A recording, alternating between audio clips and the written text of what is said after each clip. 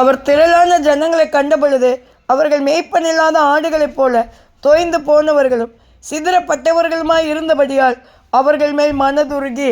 மத்தேயு 9:36.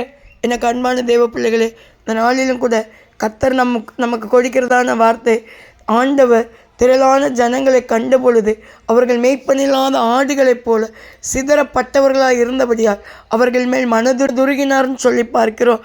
கர்த்தருக்குள் மிகவும் பிரியமானவர்களே, நாம் அழிந்து கொண்டிருக்கிற ஆத்துமாக்களுக்காக இப்படிப்பட்ட மனதுருக்கத்தோடு தேவ சமூகத்தில் நாம் ஜெபிக்கிறோமா?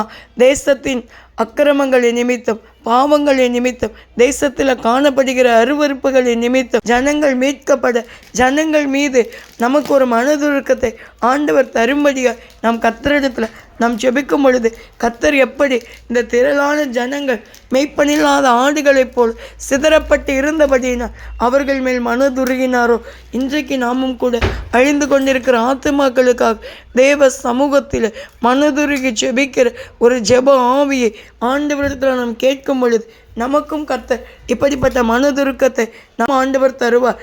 திறப்பிலே நிற்கவும் சுவரை அடைக்கவும் தக்கதாய் ஒரு மனுஷனை தேடினேன், ஒருவனையும் காணேன்னு சொல்லி அங்கலாய்க்கிற ஆண்டவருடைய சத்தத்திற்கு கீழ்ப்படிந்து, ஆண்டவரே நான் ஜெபிக்கிறேன் ஐயா அப்படின்னு சொல்லி நம்மை நாம் ஒப்பு கொடுக்கும் பொழுது நிச்சயமா இப்படிப்பட்ட மனதுருக்கத்தின் ஆவியினால் நம்மை நிரப்புவார்.